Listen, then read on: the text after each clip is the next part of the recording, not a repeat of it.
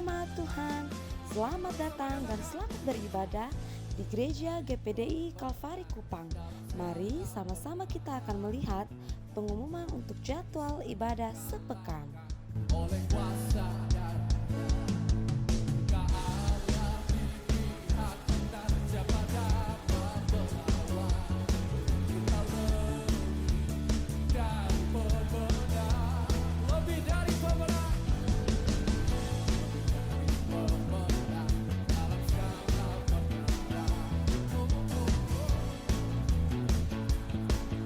Oleh kuasa darah ke Allah dilihat dan siapa dapat melawan. Kita lebih dari pemenang.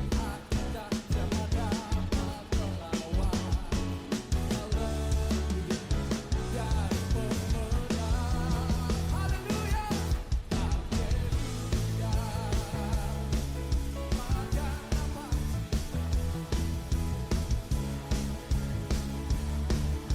Kami juga mengucapkan selamat datang untuk para jemaat yang baru pertama kali bergabung di Gereja GPDI Kalvari Kupang.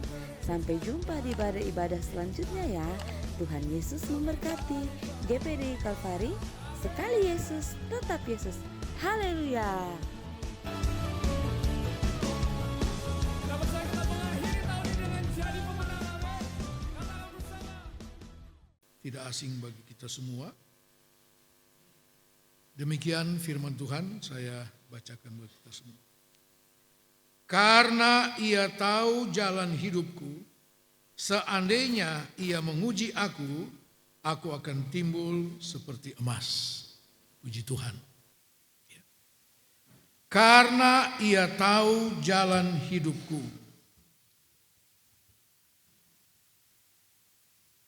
Dalam terjemahan lain dikatakan, aku sudah memilih jalan hidup.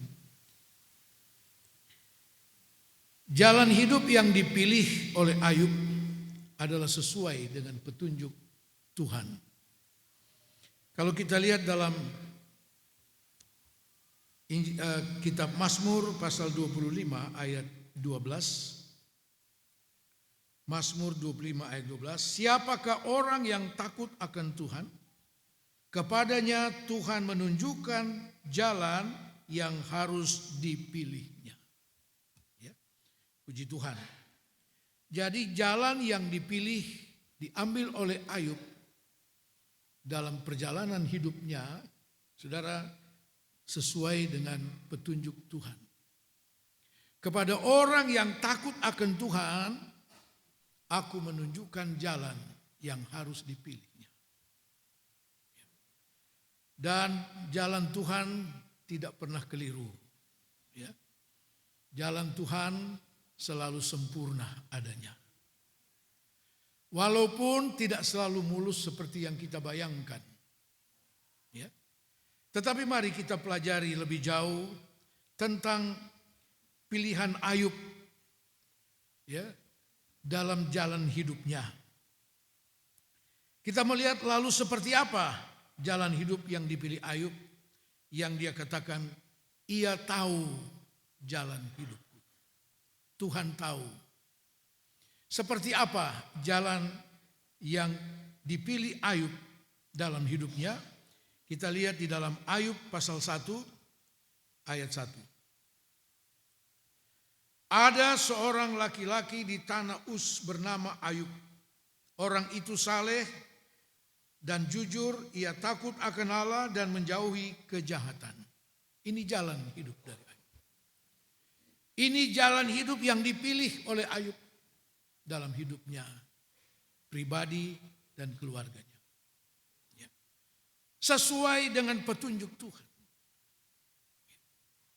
Saudara-saudara sekalian, ini jalan hidup yang Ayub pilih dan dia terapkan dalam hidupnya.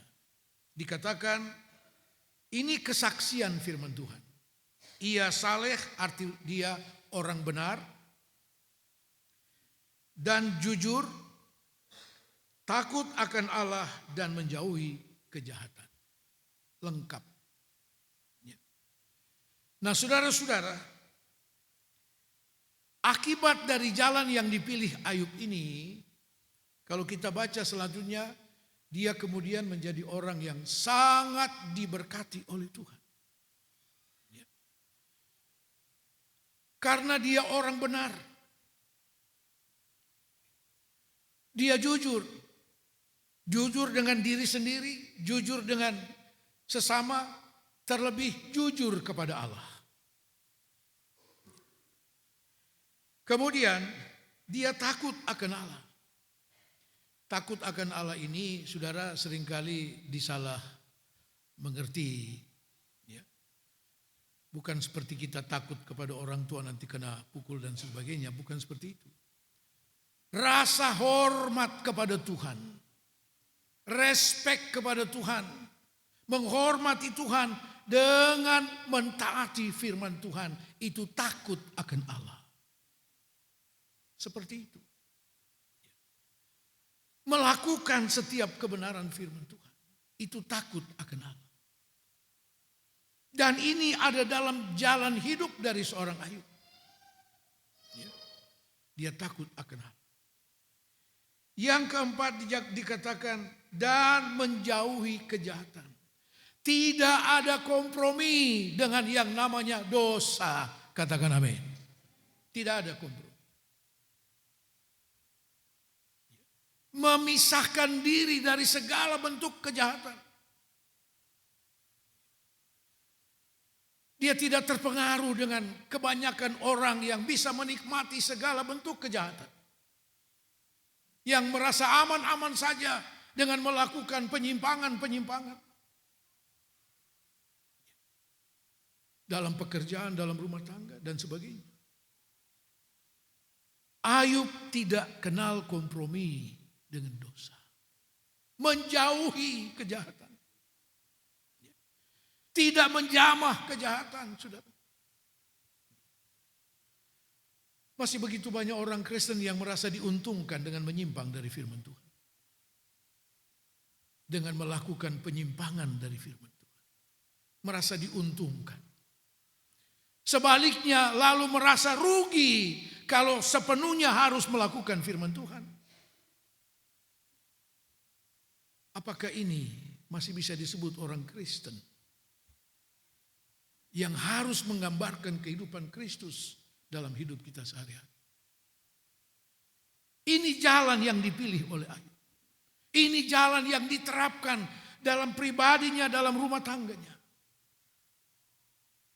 Dalam segala usaha dan pekerjaannya. Maka kemudian dikatakan dia orang yang sangat diberkati. Sangat kaya raya, Alkitab katakan.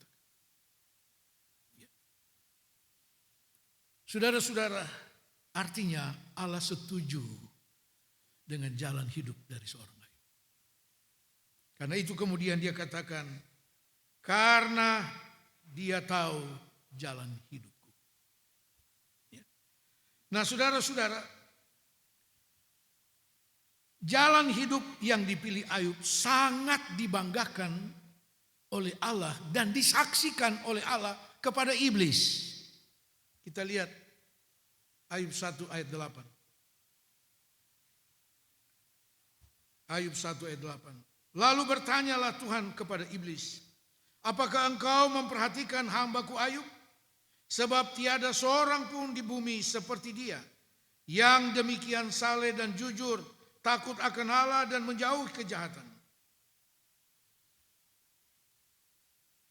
Jalan hidup seorang Ayub dibanggakan oleh Tuhan.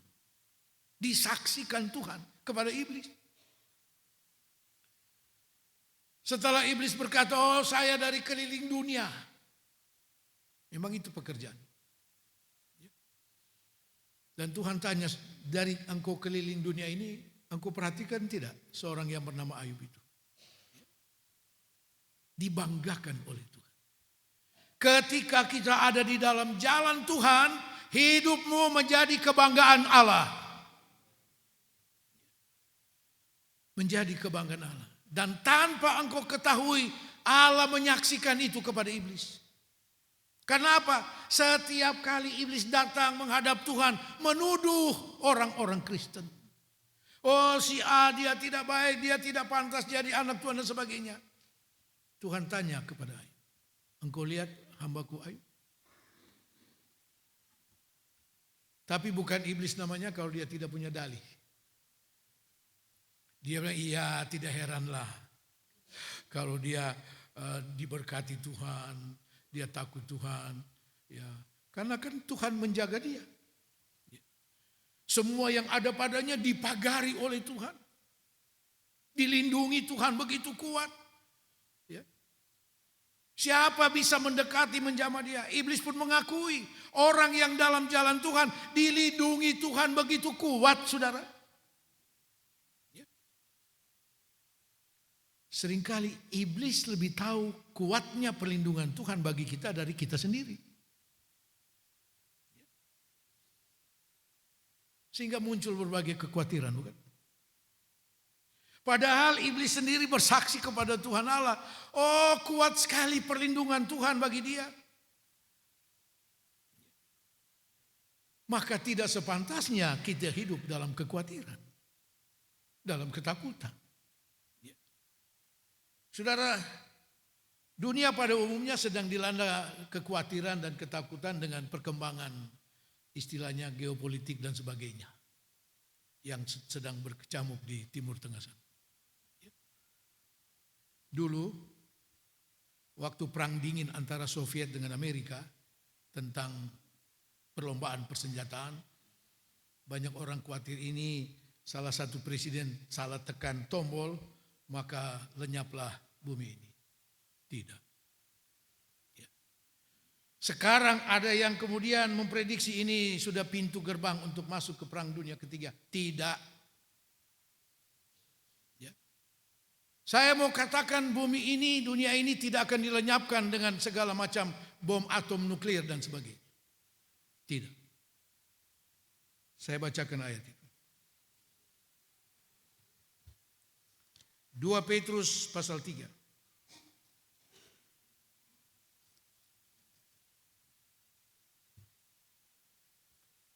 Dua Petrus 3 ayat 7 dan 8. Tetapi oleh firman itu juga langit dan bumi yang sekarang terpelihara dari api disimpan untuk hari penghakiman dan kebinasaan orang-orang fasik. Tetapi oleh firman, firman apa? Firman yang menjadikan langit dan bumi. Kitab Kejadian katakan oleh firman Allah menjadikan langit dan bumi dan segala isinya. Firman yang sama yang akan melenyapkan langit dan bumi. Bukan oleh kekuatan manusia, tidak. Disediakan oleh api untuk firman itu juga yang akan melenyapkan langit dan bumi. Tidak usah kita khawatir. Haleluya. Yang perlu bagi kita pahami firman Tuhan dengan benar. Supaya tidak terbawa arus ketakutan yang bodoh. Ya. Saudara kira ini pemimpin-pemimpin dunia yang punya segala persenjataan ini, kira-kira mereka juga tidak takut mati? Ya. Mereka juga takut mati. Apalagi kalau yang tujuan hidupnya tidak jelas. Aduh. Kalau kita sudah jelas kapanpun Tuhan bilang kembali, kembali. Haleluya. Tapi saya belum mau duluan. Kalau ada yang mau duluan boleh mendaftar. Ya. Haleluya.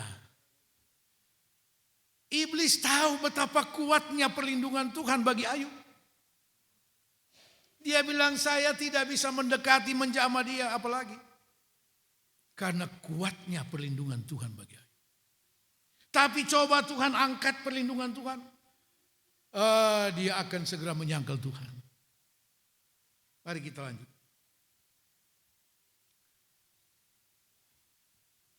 Yang berikut, yang kedua, kita kembali kepada ayat 10 tadi. Ayub 23 ayat 10. Karena ia tahu jalan hidupku, seandainya ia menguji aku akan timbul seperti emas. Saudara, Ayub yang hidup takut Tuhan, menjauhi kejahatan, jujur, saudara, orang benar. Dia paham bahwa di jalan Tuhan juga ada tantangan, ada ujian. Ya. Dia paham itu. Karena itu dia katakan, seandainya ia menguji aku akan timbul seperti emas. Seandainya ia menguji aku. Ayub sangat menyadari, saudara, di dalam jalan Tuhan ada tantangan, ada ujian. Yang tentu tujuannya adalah sesuatu yang baik untuk memurnikan kehidupan iman dan hidup rohani kita. Karena itu seperti juga Daud memahami dalam Mazmur 23 ayat 4, Daud katakan, sekalipun aku berjalan dalam lembah kekelaman, aku tidak takut bahaya. Karena dia menyertai aku. Daud juga punya pemahaman. Tentang di dalam jalan Tuhan ada waktunya akan menghadapi seperti lembah kekelaman, tantangan, keadaan yang tidak menyenangkan secara manusia.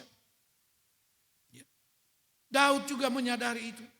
Tapi Daud katakan, aku tidak takut bahaya. Haleluya. Jangan takut dengan perang dunia ketiga. Saudara-saudara yang dikasihi Tuhan, maka Ayub pun memahami di jalan Tuhan, jalan yang dia pilih itu ada tantangan. Tetapi Ayub melihat jauh ke depan, di balik dari tantangan dan ujian yang bahkan dia sedang alami. Waktu dia ucapkan ini, dia sedang dalam penderitaan. Segala sesuatu habis. Lenyap semua dalam sekejap. Dia sedang dalam penderitaan itu. Dalam pasal 19 Ayub bicara tentang keadaan tubuhnya sudah hancur luluh. Tetapi Ayub melihat jauh ke depan tentang manfaat makna daripada ujian itu. Aku akan timbul seperti emas. Haleluya. Jadi Ayub tidak berusaha untuk menghindari itu. Saudara-saudara, seringkali banyak orang Kristen berpikir bahwa kalau kita setia di dalam Tuhan, ya seperti Ayub di dalam jalan Tuhan, oh amanlah semua. Ya. Mulus semua. Tidak.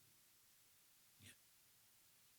Karena Tuhan punya target dalam hidup saudara dan saya. Untuk meningkatkan kualitas kehidupan rohani kita. Ayub sudah punya standar rohani yang sangat memadai dengan firman Tuhan. Dalam ayat 1 yang sudah kita baca. Tapi Allah belum cukup puas sampai situ. Allah mau meningkatkannya. Tetapi untuk meningkat harus ada ujian. Katakan amin. Dan itu yang seringkali dihindari dan tidak disukai banyak orang. Saudara-saudara, ini pemahaman dari Ayub bahwa dia akan muncul seperti emas. Punya nilai, punya harga. Punya nilai dan punya harga. Saudara-saudara, dan yang dimaksud emas di situ adalah iman. 1 Petrus 1 ayat 7 dikatakan, segala pencobaan itu adalah seperti emas yang dimurnikan dalam api. Dan iman kita dimurnikan lebih daripada emas. Puji Tuhan. Kita perlu iman yang murni, saudara, pada akhir zaman ini. Supaya kita lebih bergantung sepenuhnya kepada Tuhan. Tidak bergantung dengan apapun yang ada di dunia ini. Tidak bergantung dengan apa kata orang. Tapi sepenuhnya bergantung kepada Tuhan. Surat Ibrani katakan dengan iman memandang kepada Kristus yang menyempurnakan iman. Puji Tuhan. Yang berikut, yang ketiga, kita maju ke ayat 11, Ayub 23. Kakiku tetap mengikuti jejaknya. Aku menuruti jalannya dan tidak menyimpang. Bagian ini adalah Ayub punya komitmen rohani yang kuat di dalam jalan Tuhan. Ya. Dia punya komitmen rohani untuk tetap ada di jalan Tuhan, tidak menyimpang. Ayub bicara ini sedang menghadapi penderitaan yang berat. Banyak orang bisa bikin komitmen dalam situasi kondisi yang menyenangkan, yang aman-aman saja. Masih bisa tidak ada komitmen rohani yang kuat ketika menghadapi keadaan seperti yang dialami oleh seorang Ayub. Seperti tidak ada lagi harapan sama sekali. Dijauhi manusia. Tapi dalam kondisi seperti itu Ayub punya komitmen. Dia bilang tidak, saya akan tetap mengikuti jejak Tuhan. Tidak menyimpang dari jalan Tuhan. Luar biasa bukan? Haleluya. Kita sudah pada bulan ketiga 2026. Masih ada 9 bulan ke depan. Kita tidak mengerti apa yang akan terjadi sana. Tapi apapun itu, mari kita punya komitmen rohani yang kuat. Saya tetap di dalam Tuhan. Apapun. Ini sesuatu yang luar biasa, saudara. Seperti saya katakan tadi, banyak orang Kristen gampang mengucapkan komitmen ketika dalam situasi yang semua serba menyenangkan. Serba cukup adanya. Tapi ketika dalam keadaan, tidak usah sampai seperti Ayub. Yang sudah hilang segalanya. Dalam sekejap semua hilang. Anak-anaknya 10 orang dalam sehari mati semua. Keluarga menjauhi dia. Bahkan mempersalahkan dia. Waduh, paling kurang stres. Stres. Bisa jadi gila. Tetapi tidak dengan Ayub. Ini komitmen. Kita harus membangun komitmen kita sebagai orang percaya. Sebab itu ketika Ayub dalam penderitaan, istrinya datang kepadanya. Ayub pikir istrinya datang bawa sarapan bubur ayam kek. Ya, apalagi sudah terasing sendirian di luar kota. Datang-datang istrinya bilang, lu masih hidup? Ya. Sudah daripada lama-lama kutuk Tuhan dan matilah. Ya. Saya memahami ucapan istri Ayub itu. Dia tidak tahan melihat penderitaan daripada Ayub. Tapi cara berpikirnya salah. Dan saudara bayangkan orang yang paling dekat dengan Ayub, toh harus bersikap seperti itu. Tapi dalam kondisi seperti itu Ayub punya komitmen, saya tetap di jalan Tuhan. Kakiku tetap mengikuti jejaknya. Apa itu jejak Tuhan? Petunjuk-petunjuk firman Allah. Ya. Aku menuruti jalannya dan tidak menyimpang. Ini luar biasa, saudara. Kita hidup di akhir zaman dan ada begitu banyak cara iblis menggoda kita untuk menyimpang dari firman Tuhan. Ada banyak situasi yang mempengaruhi kita supaya kita menyimpang dari firman Tuhan. Saudara, tetap pada komitmen kita kepada Tuhan. Haleluya. Yang berikut, yang keempat ayat 12. Kita maju kepada ayat 12. Perintah dari bibirnya tidak kulanggar. Dalam sanubariku kusimpan ucapan mulutnya. Ini bicara tentang ketetapan hati seorang Ayub. Untuk menjadikan firman Allah di atas segalanya. Ketetapan hati untuk menjadikan firman Allah di atas segalanya. Kalau saya baca dalam terjemahan lama, kalimat dari ayat 12 ini, perintah dari bibirnya tidak kulanggar.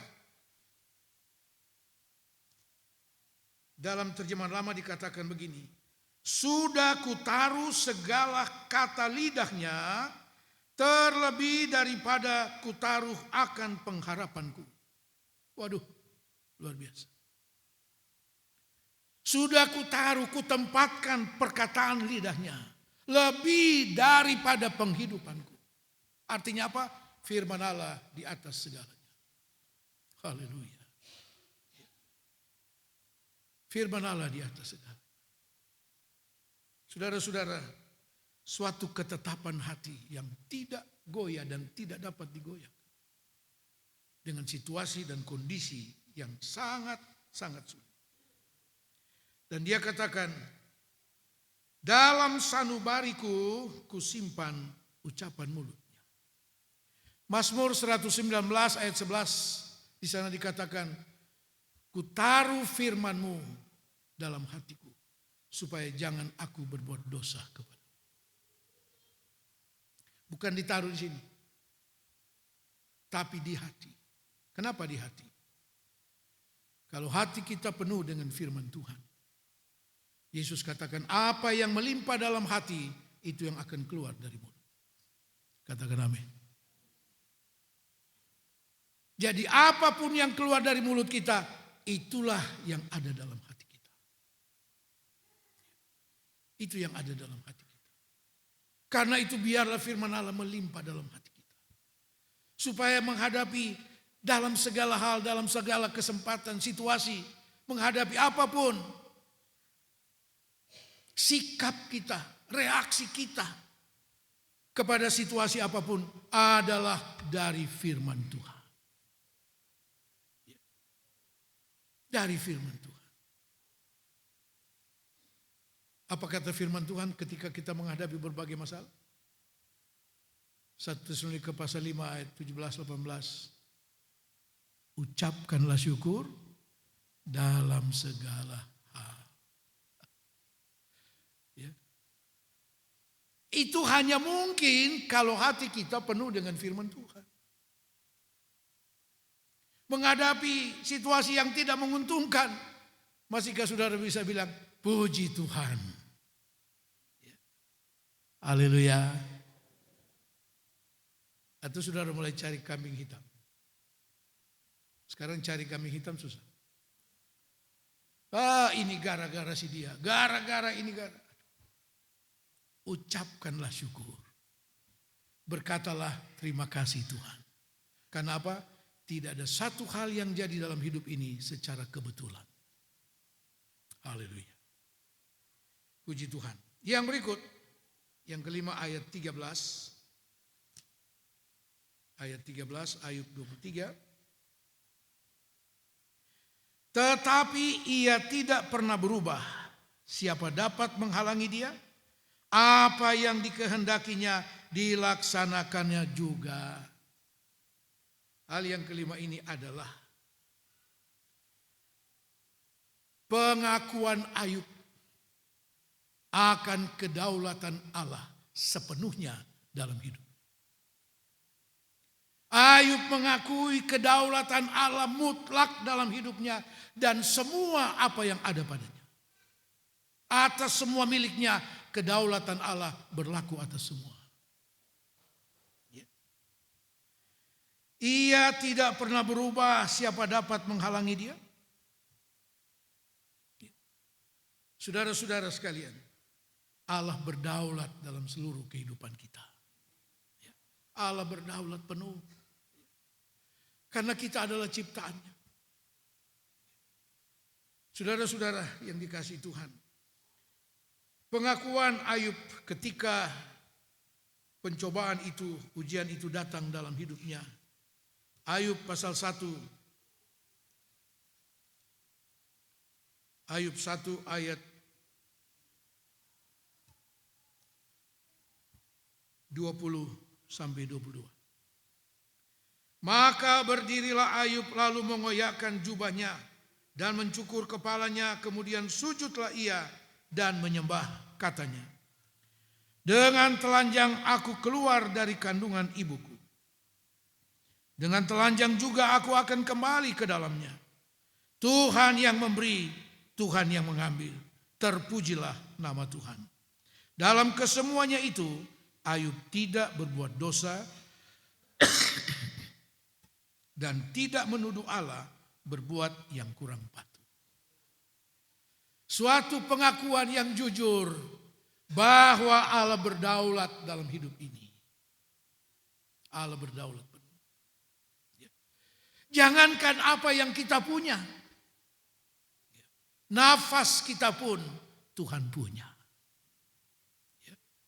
Pemazmur katakan, untuk mengembalikan anak Adam kepada Tuhan, dia hanya berfirman, kembalilah. Selesai. Dia berdaulat penuh, tidak ada permisi dulu ya. Mungkin bisa kembali, tidak ada seperti itu. Dia hanya berfirman, anak Adam kembalilah. Selesai. Ayub mengakui kedaulatan Allah. Sehingga kita membaca tadi dia katakan bahwa tetapi ia tidak pernah berubah. Siapa yang dapat menghalangi dia? Apa yang dikehendakinya dilaksanakannya juga. Apa yang Tuhan mau lakukan bagi masing-masing kita tidak bisa dihalangi. Tetap dia akan lakukan bagi kita. Karena apa? Tuhan lebih tahu apa yang terbaik bagi saudara dan saya. Tuhan lebih tahu apa yang terbaik. Seperti apa yang dikatakan oleh kitab Nabi Yeremia pasal 29 ayat 11. Aku ini tahu rancanganku bagi kamu. Bukan rancangan kecelakaan. Tapi hari depan yang penuh dengan harapan. Haleluya. Tuhan tahu persis apa yang terbaik bagi kita. Mungkin untuk kita itu bukan hal yang baik. Bagi Tuhan itu hal yang baik. Seperti Ayub melihat ujiannya itu, dia melihat jauh ke depan. Aku akan muncul seperti emas. Haleluya. Puji Tuhan. Yang berikut, ayat 14. Jadi ayat 13 adalah pengakuan Ayub terhadap kedaulatan Allah. Yang tidak bisa dihalangi, dibatasi oleh apapun dan siapapun. Ayat 14. Karena ia akan menyelesaikan apa yang ditetapkan atasku. Dan banyak lagi hal yang serupa itu dimaksudkannya.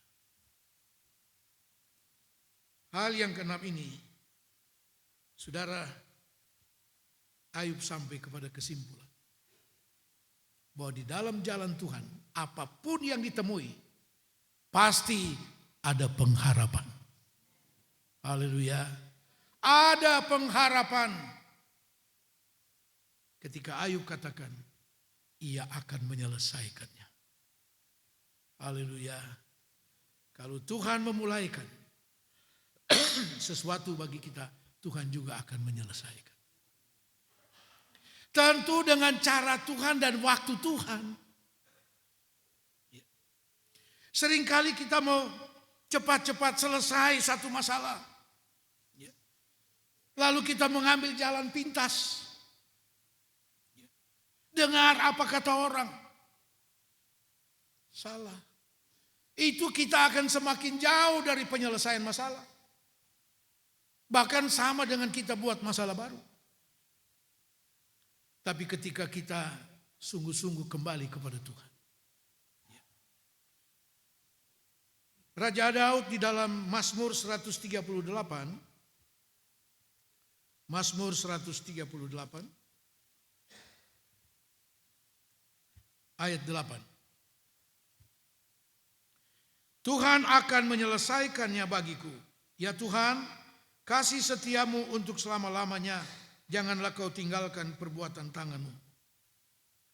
Tuhan akan menyelesaikannya bagiku. Saudara, apa yang dimaksud Daud di sini? Dia pernah mengalami juga keadaan yang, sangat mengancam kehidupannya. Ketika dia dikejar-kejar oleh Saul, ya, untuk dibunuh. Tetapi Daud selalu menyerahkan kepada penyelesaian dari Tuhan. Dia punya kesempatan untuk menyelesaikan, membunuh Saul. Dia punya kesempatan, tapi dia tidak lakukan itu. Dia lebih suka Tuhan yang menyelesaikan dengan cara Tuhan. Karena itu ketika pengawal daripada Daud katakan, ini waktu yang Tuhan berikan, Daud bilang tidak. Bukan seperti itu. Jangan mendatangkan tangan atas orang yang diurapi Tuhan. Daud mengelak dari. Kapan Tuhan menyelesaikan masalahmu? Ketika engkau memberi kesempatan kepada Tuhan. Jangan mengambil hak Tuhan. Jangan mengambil alih tanggung jawab Tuhan. Tuhan yang akan menyelesaikan. Yang kedua, pengalaman pahit dari seorang Daud. Ketika dia ditantang oleh anaknya sendiri, Absalom, untuk segera melengsarkan Daud dari tahtanya. Apa Daud menghadapi Absalom dengan pedang? Tidak. Daud menghindar, lari dari istana. Daud tidak mau konfrontasi langsung dengan anaknya sendiri. Daud memberi kesempatan kepada Tuhan. Tuhan menyelesaikan dengan cara Tuhan. Dan ini pemahaman dari seorang Ayub. Dia akan menyelesaikan apa yang ditetapkannya. Ketika Ayub memahami bahwa apa yang dia hadapi adalah ketetapan dari Tuhan yang tidak bisa dihalangi, maka Ayub pun punya pengharapan Tuhan pasti menyelesaikan. Haleluya. Seringkali kita gagal mengalami penyelesaian dari Tuhan. Kenapa? Kita ambil jalan kita sendiri. Kenapa kita mau cepat-cepat?